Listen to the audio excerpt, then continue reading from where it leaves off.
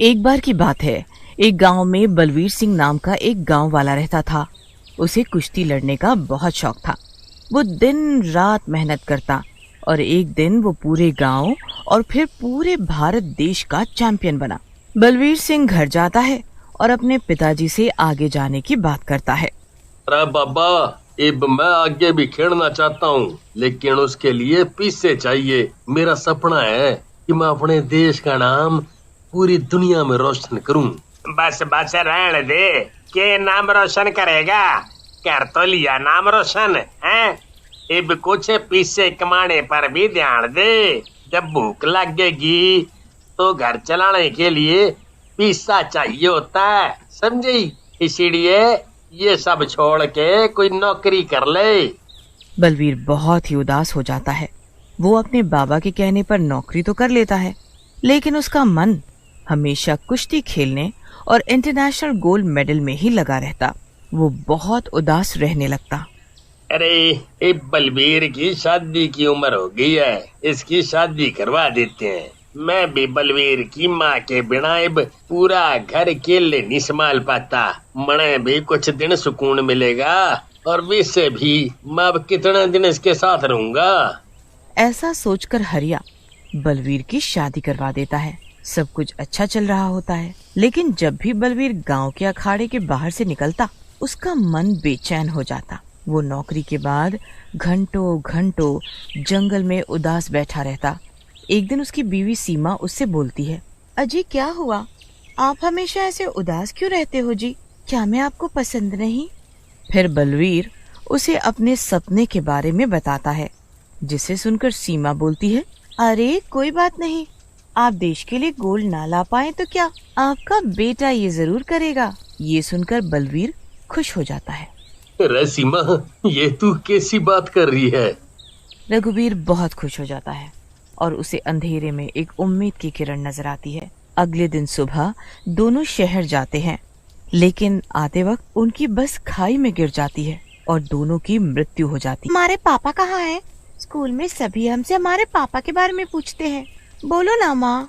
हाँ माँ, दीदी सही कह रही है, बोलो ना माँ। और ये ऊपर वाला कमरा हमेशा बंद क्यों रहता है? इसमें ऐसा क्या है? और रात में वहाँ से डरावनी डरावनी आवाजें भी आती हैं। हम तो डर के मारे ऊपर ही नहीं जाते। सीमा उन्हें सब कुछ बताती है। अरे वाह माँ, पापा तो बहुत ही बड़े चैंपियन थे। हाँ बेटा, बस देश के लिए गोल्ड मेडल नहीं ला सके। चलो अब तुम दोनों सो जाओ, बहुत रात हो गई है। फिर सब सोने चले जाते हैं, लेकिन पिंकी को नींद नहीं आ रही होती। पापा के कमरे में जाकर देखो क्या? हम इतने बड़े हो गए हैं, लेकिन इतने सालों में हम कभी इस कमरे में नहीं गए। आज माँ की अलमारी से चाबी ले लेती हूँ चुपके से और जरा देखूं तो सही इसके अंदर कैसे कैसे मेडल हैं पापा के। इतने में चिंकी भी वहाँ आ जाती है। अरे दीदी, आप यहाँ क्या कर रही हो? चलो सोने। पिंकी, मैं सोच रही हूँ कि पापा के कमरे को खोले। अरे दीदी, ये क्या बोल रही हो? माँ ने तो उसे खोलने से मना किया है ना। हम माँ को नहीं बताएंगे, चलो ना। फिर दोनों बहनें मिलकर बलवीर के कमरे को खोलती हैं, तो वहाँ बहुत सारे मेडल लटके होते हैं और पहलवानी करने का सामान रखा होता है। अरे वाह चिंकी, ये देख तो जरा, क्या सुंदर मेडल्स हैं, और वो भी इतने सारे। हमारे पापा तो बहुत बड़े पहलवान निकले। तभी कुछ आवाज सी आती है और दोनों डर जाती हैं। अरे दीदी, ये कैसी आवाज है? चलो सो जाते हैं, कहीं माँ उठ गई तो। चलो चलो। फिर दोनों वहाँ से चली जाती हैं। अगले दिन फिर से पिंकी को नींद नहीं आती। क्या हुआ दीदी, सो क्यों नहीं रहे? पिंकी, पापा के मेडल्स देखकर मेरा भी मन कर रहा है कि मैं भी पहलवानी करूं। क्या बात करती हो दीदी, अब मर्दों के काम आप करोगी, सब हंसेंगे आप पर। मर्दाना चाल वाली लड़की बोलेंगे सब आपको। मैं मजाक नहीं कर रही हूँ। चिंकी उसकी बात पर ध्यान नहीं देती। अगली सुबह पिंकी अपनी माँ से बात करती है। तुम पागल तो नहीं हो गई? लड़कियाँ पहलवानी नहीं करती हैं। हाँ माँ, करती हैं। हमारे गांव में तो मैंने कभी नहीं देखा किसी छोरी को पहलवानी करते। नहीं माँ, मैं करूँगी, बस आप हाँ कर दो। नाक कटवाएगी के? हमारे गांव में मैंने कभी ना देखा किसी छोरी को पहलवानी करते। नहीं माँ, मैं करूँगी, बस आप हाँ कर दो। नाक कटवाएगी के? चल स्कूल जा, पढ़ाई कर। सीमा पिंकी को डांट देती है, लेकिन पिंकी अपने मन में ठान लेती है और चोरी छिपे कुश्ती लड़ने वालों को छिप के देखने लगती है और देखकर सीखने की कोशिश करती है, लेकिन ऐसे वो ठीक से सीख नहीं पाती। इन दंगल लड़ने वालों को बाहर से देखकर मुझे कुछ नहीं आएगा, मैं अंदर जाती हूँ। फिर पिंकी अंदर जाती है। अंकल, मुझे भी कुश्ती लड़ना सीखना है। अरे बावड़ी होगी क्या, हाथ पैर टूट जाएंगे, चढ़ जा यहाँ से। पिंकी रोते हुए घर आ जाती है और अब पापा, मेरे पैरों में बहुत दर्द है, ये तो इतना आसान नहीं है जितना लग रहा था। आसान तो ना है बेटा, लेकिन तुम ये कर सको, मने पूरा विश्वास है।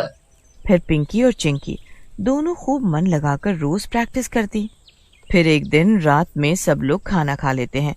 पिंकी छत पर जाती है तो वहाँ बलवीर सिंह खून और मांस खा रहा होता है। पिंकी को ये सब देखकर अच्छा नहीं लगता। अरे पापा छी, आप ये क्या खा रहे हो?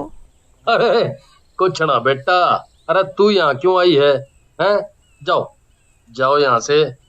नहीं, पहले बताओ आप ये क्या खा रहे हो? आपको ये इंसानी मांस नहीं खाना चाहिए, किसी की जान लेना गलत है। हाँ बेटा, लेकिन मैं कर भी कह सकूं, जिस योनी का हूँ मैं, मने तो पेट भर नहीं है। नहीं, आज के बाद आप ये सब नहीं खाओगे। पिंकी बलवीर को नीचे ले जाती है और बहुत ही स्वादिष्ट खाना बना कर देती है, जिसे खाकर बलवीर को मजा आ जाता है। अरे वाह बेटी, ये तो बहुत बढ़िया था, आज से मैं यही खाना खाऊंगा तुम्हारे साथ। हाँ? बलवीर सिंह खाना खा के सोने जाता है। अगले दिन सब एक साथ खाना खाने बैठते हैं। पिंकी बलवीर को मुर्गा और मछली की सब्जी बनाकर देती है, जिसे देखकर बलवीर खुश हो जाता है। फाइनल फाइट का दिन होता है। सब फाइट पिंकी जीत जाती है और फाइनल्स में पहुंच जाती है। दूसरी तरफ, अरे मोनिका, ये लड़की तो बहुत फास्ट है, अब तक कोई भी फाइट नहीं हारी, लगता है तुम इस बार हार जाओगी। जूली, तुम चिंता मत करो, हर बार मैं अपने देश के लिए गोल्ड लाती हूँ, इस बार भी मैं ही जीतूंगी। मैं बाहर के देश में जरूर पली बढ़ी हूँ, लेकिन इन भारतीयों की हर कमी को जानती हूँ। सुना है इस लड़की पिंकी के पापा भूत हैं। ये यहाँ तक कैसे पहुँची है सब जानती हूँ, लेकिन ना आज इसके पापा होंगे और ना ये जीत पाएगी। इतना बोलकर मोनिका चली जाती है। फाइनल फाइटिंग का दिन होता है। पिंकी और चिंकी भी वहां पहुंचती है। दंगल शुरू होता है, लेकिन बलवीर सिंह का कुछ अता पता नहीं होता। पिंकी बार बार खेलते हुए बलवीर सिंह को ही ढूंढ रही होती है और लगातार हारती जाती है। थोड़ी देर के लिए बीच में ब्रेक होता है।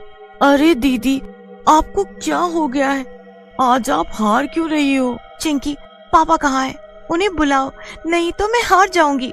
मतलब दीदी, पापा क्या आपको अब तक अपनी भूतिया शक्तियों से जिताते थे? क्या आप में कोई काबिलियत नहीं है? पिंकी चुप हो जाती है और आगे खेल शुरू हो जाता है। वहीं दूसरी ओर बलवीर सिंह को एक साधु बाबा ने कैद कर लिया था। दूसरी तरफ, पता नहीं पापा कहाँ है, लेकिन कुछ भी हो जाए मुझे आज जीतना ही है। पापा ने मुझे अच्छे से सिखाया है, मैं हार नहीं सकती। फिर पिंकी पूरी मेहनत से लड़ती है और आखिर में जीत जाती है। सब लोग पिंकी के लिए तालियां बजाने लगते हैं। वाह दीदी, आप जीत गई। देखा, आप पापा की मदद से नहीं, आज तक अपनी काबिलियत से जीतती आई हो। चिंकी पिंकी को गले से लगा लेती है। आज मैं बहुत खुश हूँ, लेकिन पापा है कहाँ? मैंने उन्हें कैद करवा रखा है, मुझे माफ कर दो। मुझे लगा कि तुम अपने भूतिया पापा की मदद से जीत जाती हो। फिर मोनिका बलवीर सिंह को आजाद करवा देती है। बलवीर सिंह बहुत खुश होता